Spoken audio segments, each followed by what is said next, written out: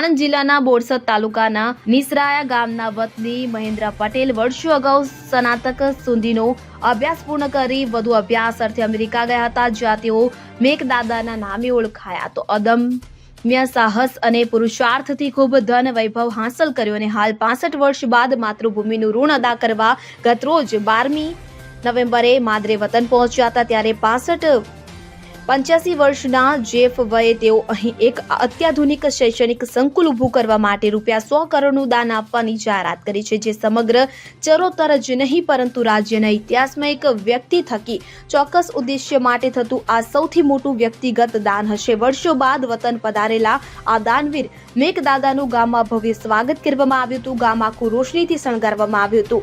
મેઘદાદાને સુશોભિત બગીમાં બેસાડીને આખા ગામમાં ફેરવવામાં આવ્યા હતા. તેમની સ્વાગત યાત્રામાં આખું ગામ ઉમટ્યું હતું. ગામનો વિકાસ અને ગ્રામજનો દ્વારા કરાયેલી ભવ્ય સ્વાગતથી મેઘદાદા અભિભૂત થયા હતા. નિસરાયા ગામની શાળામાં માત્ર 8 ધોરણ સુધીના અભ્યાસની જ વ્યવસ્થા છે, જેથી વિદ્યાર્થીઓને ધોરણ 8 બાદ વધુ અભ્યાસ માટે બીજા ગામમાં જવું પડે છે.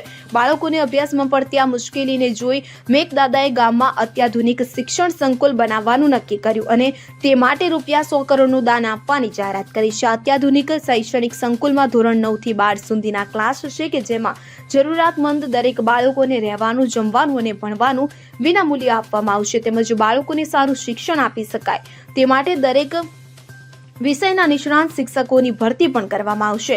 મેઘદાદાએ છેલ્લા 10 વર્ષમાં સમગ્ર ભારતના 4000 અનાથ વિકલાંગ છોકરાઓ અને ભાગ્યશાળી બાળકોને હાઈસ્કૂલમાં મફત શિક્ષણ આપવામાં મદદ કરી છે. Bureau report CN24 news. હવે જુઓ દેશ દુનિયાની તમામ ખબરો તમારી આંગળીના ટેરવે.